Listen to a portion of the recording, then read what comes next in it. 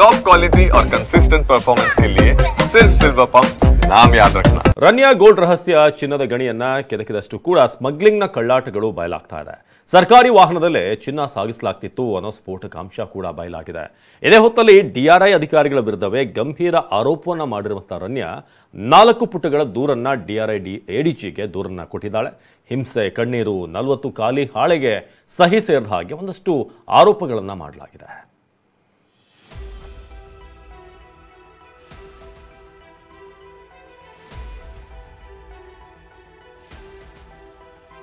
DRI ತನಿಖಾಧಿಕಾರಿಗಳ ವಿರುದ್ಧವೇ ರನ್ಯಾ ದೂರಿನ ಸುರಿಮಳೆ. ನನ್ನ ಮೇಲೆ ಸುಳ್ಳು ಆರೋಪ ಹೊರಿಸಲಾಗಿದೆ ಎಂದ ರನ್ಯಾ ರಾವ್.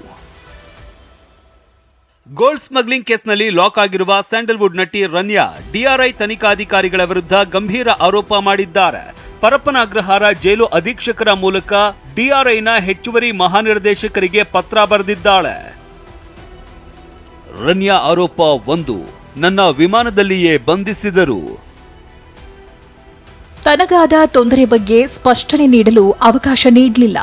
ಅಧಿಕಾರಿಗಳು ನನ್ನನ್ನ ವಿಮಾನದಲ್ಲಿಯೇ ಬಂಧಿಸಿದ್ರು. ನನ್ನ ತಪಾಸಣೆ ನಡೆಸಲಿಲ್ಲ. ನನ್ನಿಂದ ಏನನ್ನೂ ವಶಪಡಿಸಿಕೊಳ್ಳಿಲ್ಲ. ನಾನು ಕೋರ್ಟ್ಗೆ ಹಾಜರಾಗುವ ತನಕ ನನಗೆ ಸರಿಯಾದ ಊಟವನ್ನೂ ನೀಡಿಲ್ಲ. ಸರಿಯಾದ ನಿದ್ರೆ ಮಾಡಲು ಬಿಡಲಿಲ್ಲ. ಉದ್ದೇಶಪೂರ್ವಕವಾಗಿಯೇ ನನಗೆ ನಿದ್ರೆ ಭಂಗ ಮಾಡಿದ್ದಾರೆ. ರನ್ಯಾ ಆರೋಪ 2, 10 ರಿಂದ 15 ಬಾರಿ ಮುಖಕ್ಕೆ ಹೊಡೆದಿದ್ದಾರೆ. ನಾನು ಕೋರ್ಟ್ಗೆ ಹಾಜರಾಗುವ ತನಕ ನನ್ನ ಮುಖಕ್ಕೆ 10 ರಿಂದ 15 ಬಾರಿ ಹೊಡೆದಿದ್ದಾರೆ.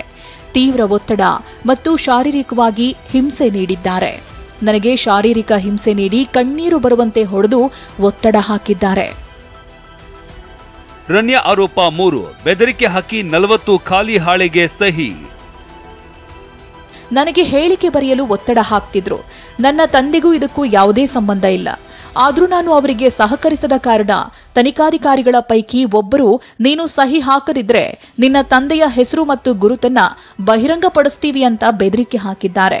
50 ರಿಂದ 60 ಪುಟಗಳ ಸಾಕ್ಷ್ಯ ಪತ್ರ ಮತ್ತು 40 ಖಾಲಿ ಹಾಳೆಗಳಿಗೆ ನನ್ನಿಂದ ಬಲವಂತವಾಗಿ ಸಹಿ ಮಾಡಿಸಿಕೊಂಡಿದ್ದಾರೆ.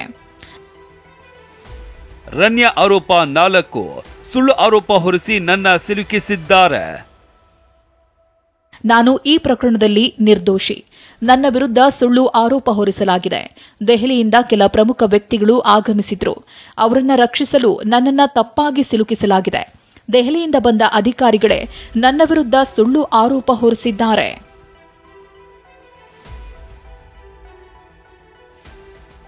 ಹೀಗೆ 7 ಅಂಶಗಳನ್ನ ಒಳಗೊಂಡ 4 ಪುಟಗಳ ಪತ್ರ ಬರೆದಿರುವ ರನ್ಯಾ, ನಾನು ಸುಳ್ಳು ಆರೋಪದಲ್ಲಿ ಸಿಲುಕಿದ್ದೇನೆ, ನ್ಯಾಯ ಕೊಡಿಸಿ ಅಂತ ಬೇಡಿಕೊಂಡಿದ್ದಾಳೆ. ಅಪ್ಪನ ಸರ್ಕಾರಿ ವಾಹನವೇ ಚಿನ್ನ ಸಾಗಿಸಲು ಸಾರೋಟ್. ಇನ್ನು ರನ್ಯಾ ಪ್ರೋಟೋಕಾಲ್ ಬಗ್ಗೆ ಐಎಎಸ್ ಅಧಿಕಾರಿ ಗೌರವ್ ಗುಪ್ತಾ ನೇತೃತ್ವದಲ್ಲಿ ತನಿಖೆ ನಡೆಸಲಾಗ್ತಾ ಇದೆ. ಈ ವೇಳೆ ತಂದೆ ರಾಮಚಂದ್ರ ರಾವ್ಗೆ ಕೊಟ್ಟ ಸರ್ಕಾರಿ ವಾಹನದಲ್ಲೇ ಗೋಲ್ಡ್ ಸ್ಮಗ್ಲಿಂಗ್ ನಡೀತಾ ಇತ್ತು ಎಂಬ ಸ್ಫೋಟಕ ಮಾಹಿತಿ ತನಿಖೆ ವೇಳೆ ಬಯಲಾಗಿದೆ. ರನ್ಯಾ ಮಲತಂದೆ ರಾಮಚಂದ್ರ ರಾವ್ಗೆ ಕಡ್ಡಾಯ ರಜೆ. ರನ್ಯಾಳಿಂದ ಸಂಕಷ್ಟಕ್ಕೆ ಸಿಲುಕಿರುವ ಪೊಲೀಸ್ ವಸತಿ ಮತ್ತು ಮೂಲಸೌಕರ್ಯ ನಿಗಮದ DGP doctor K Ramachandra Rao ಸ್ಥಾನಕ್ಕೆ ಶರತ್ ಚಂದ್ರ ಅವರನ್ನ ನೇಮಕ ಮಾಡಲಾಗಿದೆ. ಸದ್ಯಕ್ಕೆ ರನ್ಯಾ ಮಲತಂದೆ ರಾಮಚಂದ್ರ ರಾವ್ ಅವರನ್ನ ಕಡ್ಡಾಯ ರಜೆಯ ಮೇಲೆ ಕಳುಹಿಸಲಾಗಿದೆ.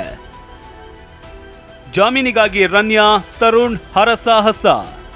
ಇನ್ನು ರನ್ಯಾ ಜಾಮೀನಿಗಾಗಿ ಸೆಷನ್ಸ್ ಕೋರ್ಟ್ ಮೆಟ್ಟಿಲೇರಿದ್ದಾಳೆ. ಮಾಜಿ ಬಾಯ್ ಫ್ರೆಂಡ್ ತರುಣ್ ರಾಜ್ ಜೊತೆ ಜಾಮೀನು ಅರ್ಜಿ ಸೋಮವಾರಕ್ಕೆ ಮುಂದೂಡಿಕೆಯಾಗಿದೆ. ಜಗದೀಶ್ ರಾಚಪ್ಪ ಜೊತೆ ಕಿರಣ್, ಟಿವಿ9 ಬೆಂಗಳೂರು. ಇನ್ನು ಅಧಿವೇಶನದ ಮಧ್ಯೆಯೇ ವಿಪಕ್ಷ ಬಿಜೆಪಿಯಲ್ಲಿ ಸಮಾವೇಶಗಳ ಸಿದ್ಧತೆ ಜೋರಾಗಿ ಸಾಗಿದೆ. ಒಂದೆಡೆ ರೇಣುಕಾಚಾರ್ಯ ಟೀಮ್ ದಾವಣಗೆರೆಯಲ್ಲಿ ವೀರಶೈವ ಲಿಂಗಾಯತ ಮಹಾಸಂಗಮ ಸಮಾವೇಶ ಸಿದ್ಧತೆ ಮಾಡ್ತಾ ಇದ್ದಾರೆ. ಇನ್ನು ಯತ್ನಾಳ್ ಟೀಮ್ ಹಿಂದೂ ಸಮಾವೇಶದ ಪ್ಲಾನ್ ಆಗಿದೆ. ಬಿಜೆಪಿಯಲ್ಲಿ ಲಿಂಗಾಯತ ಸಮಾವೇಶ ವರ್ಸಸ್ ಹಿಂದೂ ಸಮಾವೇಶ. ಶಕ್ತಿ ಪ್ರದರ್ಶನಕ್ಕೆ ತೊಡೆ ತಟ್ಟಿ ನಿಂತ ಯತ್ನಾಳ್, ರೇಣುಕಾಚಾರ್ಯ ರಾಜ್ಯ ಬಿಜೆಪಿಯ ಬಣ ಬಡಿದಾಟ ಮತ್ತೊಂದು ದಿಕ್ಕಿಗೆ ಹೊರಳಿದೆ. ವಿಜಯೇಂದ್ರ ವಿರುದ್ಧ ಯತ್ನಾಳ್ ಸಮರಕ್ಕೆ ನಿಂತಿದ್ರೆ ಯತ್ನಾಳ್ ವಿರುದ್ಧ ವಿಜಯೇಂದ್ರ ಬಣದ ರೇಣುಕಾಚಾರ್ಯ ಜಿಲ್ಲೆಯಲ್ಲೂ ಸಭೆ ನಡೆಸಿ ಐತಿಹಾಸಿಕ ಸಮಾವೇಶಕ್ಕೆ ಪ್ಲಾನ್ ಮಾಡ್ಕೊಳ್ತಿದ್ದಾರೆ. ವಿಷಯ ಅಂದ್ರೆ ಖುದ್ದು ಬಿಎಸ್ವೈ ಅವರೇ ಸಭೆ ನಡೆಸದಂತೆ ಸೂಚಿಸಿದ್ದರೂ ರೇಣುಕಾಚಾರ್ಯ ಮಾತ್ರ ಸಮಾವೇಶ ನಡೆಸೋದಾಗಿ ಘೋಷಿಸಿದ್ದಾರೆ. ಇದಕ್ಕೆ ಕೌಂಟರ್ ಕೊಟ್ಟಿರೋ ಯತ್ನಾಳ್ ಟೀಮ್ ಹಿಂದೂ ಸಮಾವೇಶ ನಡೆಸೋದಕ್ಕೆ ಸಿದ್ಧತೆ ಮಾಡ್ಕೊಳ್ತಾ ಇದೆ.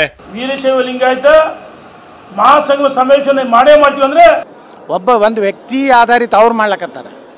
ನಾವು ಸರ್ವ ಸಮುದಾಯಗಳನ್ನು ತೊಗೊಂಡು ನಾವು ಮಾಡ್ಲಕತ್ತೀವಿ. ಸಮಸ್ತ ಹಿಂದೂ ಸಮಾಜ BJPಯಿಂದಿದೆ ಅನ್ನೋಂಥ ತೋರಿಸೋದು ಬಿಟ್ಟರೆ ನಾವು ಯಾವುದೇ ಒಂದು ವ್ಯಕ್ತಿ ಪೂಜಕರಲ್ಲ. ಇನ್ನು 5 ರಿಂದ 10 ಲಕ್ಷ ಜನ ಸೇರಿಸಿ ಸಮಾವೇಶ ಮಾಡ್ತೀವಿ ಅಂತ ರೇಣುಕಾಚಾರ್ಯ ಹೇಳ್ತಿದ್ರೆ ಅವ್ರ ಸಭೆ ನಡೆಸಿದ ಬಳಿಕ 10 ಲಕ್ಷ ಜನರನ್ನ ಸೇರಿಸೋದಾಗಿ ಯತ್ನಾಳ್ ಶಪಥ ಮಾಡಿದ್ದಾರೆ. ಈ ಒಟ್ಟಾಗಬೇಕು ಒಂದಾಗಬೇಕು ಸಮಾವೇಶ ಮಾಡ್ಬೇಕಂತ ಎಲ್ಲರೂ ಹೇಳ್ತಾರೆ. ಮಠಾಧೀಶರ ಆಶೀರ್ವಾದ ಇದೆ. ಪಕ್ಷಾತೀತ ಎಲ್ಲರ ಬರೀ 5 ರಿಂದ 10 ಲಕ್ಷ ಜನ ಐತಿಹಾಸಿಕ ಸಮಾವೇಶ ಮಾಡೇ ಮಾಡ್ತೀವಿ. ದಾವಣಗೆರೆಯಲ್ಲೇನು ವಿಜೇಂದ್ರನ ಟೀಮು ನಾವೊಂದು ಲಿಂಗಾಯತರ ಮಹಾಸಭೆ ಮಾಡ್ತೀವಿ ಅಂತಾರಲ್ಲ, ಅದಾದ ಒಂದು ವಾರದೊಳಗೆ ನಾವು ದಾವಣಗೆರೆಯಲ್ಲಿ 10 ಲಕ್ಷ ಹಿಂದೂ ಮಹಾಸಂಗಮವನ್ನು ಮಾಡ್ತೀವಿ. 10 ಲಕ್ಷ ಜನರು ಸಮಾವೇಶ ನಡೆಸಿ ಯಡಿಯೂರಪ್ಪ ಲಿಂಗಾಯತ ನಾಯಕ ಅಲ್ಲ ಅನ್ನೋ ಸಂದೇಶ ಸಾರ್ತೀವಿ ಅಂತ ಯತ್ನಾಳ್ ಗುಡುಗಿದ್ದಾರೆ. ಇದಕ್ಕೆ ಕೌಂಟರ್ ಕೊಟ್ಟಿರೋ ರೇಣುಕಾಚಾರ್ಯ ನಿನಗೆ ಟಿಕೆಟ್ ಕೊಟ್ಟಾಗ ಯಡಿಯೂರಪ್ಪ ಒಳ್ಳೆಯವರಾಗಿದ್ರಾ ಅಂತ ಪ್ರಶ್ನಿಸಿದ್ದಾರೆ. ನಾವು ಸ್ಪಷ್ಟ ಸಂದೇಶವನ್ನು ಕೊಡೋದಿದೆ.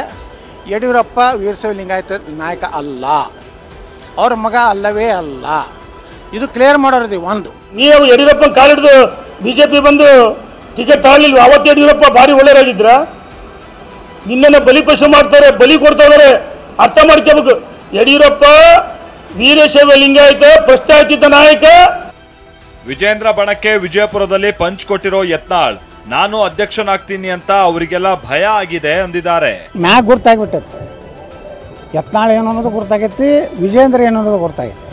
ಎಲ್ಲ ಮಾಹಿತಿ ಹೋಗ್ಯಾವು. ಯತ್ನಾಳ್ ಹೊರಗೆ ಹಾಕೋದು ಆಗೋದಿಲ್ಲ ಅಂತ ಗೊತ್ತಾಗೈತಿ. ಅದಕ್ಕೆ ಪಟ್ನೆ ಎಲ್ಲರ ಯತ್ನಾಳ್ ಅಧ್ಯಕ್ಷ ಮಾಡಿಬಿಟ್ರೆ ಹಂಗತ್ ಹೀಗೆ ಬಚಾವ್ ಬಚಾವ್ ಬಚಾವ್. ಅವ ಏನು ಮಾಡ್ಕೋತಾನೆ ಮಾಡ್ಕೊಳ್ಳಿ. ಅವ್ನು ವಿಜೇಂದ್ರ ಯಾರು ಕೇಳೋರು? ಅವ್ನಿಗೆ ಏನು ಬರ್ತದೆ ಅದು ಮಾಡ್ತಾನೆ. ಅವ್ರ ಅಪ್ಪನು ಹಿಂಗೆ ಮಾಡ್ಕೊತ ಬಂದಾನೆ. ನಮ್ಮ ವಿರುದ್ಧ ಇದ್ದವ್ರು ಮಾಡೋದು ಒಂದು ಚಟ ಐತವ್ರು ಅಪ್ಪ ಮಕ್ಕಳಿಗೆ. ನೋಡಿ, ನಾವು ಯಾವುದೂ ಪಕ್ಷದ ಕಟ್ಟೋರಲ್ಲ. ನಮ್ಮ ಪಕ್ಷವನ್ನೇ ರಿಪೇರಿ ಮಾಡ್ತೀವಿ. ನಮ್ಮ ಪಕ್ಷ ಹಿಂದುತ್ವದಿಂದ ಏನು ದೂರ ಸರಿದತ್ಲೆ ಮತ್ತೆ ಹಿಂದುತ್ವ ಕಡೆ ತೊಗೊಂಡ್ಬರ್ತೀವಿ. ಈ ಗುದ್ದಾಟದ ಬಗ್ಗೆ ಪ್ರತಿಕ್ರಿಯಿಸಿರುವ ಕೇಂದ್ರ ಸಚಿವ ಪ್ರಹ್ಲಾದ್ ಜೋಶಿ ಈ ಬಗ್ಗೆ ಹೈಕಮಾಂಡ್ ಗಮನಿಸ್ತಾ ಇದೆ, ಎಲ್ಲವನ್ನೂ ಸರಿ ಮಾಡುತ್ತೆ ಎಂದಿದ್ದಾರೆ.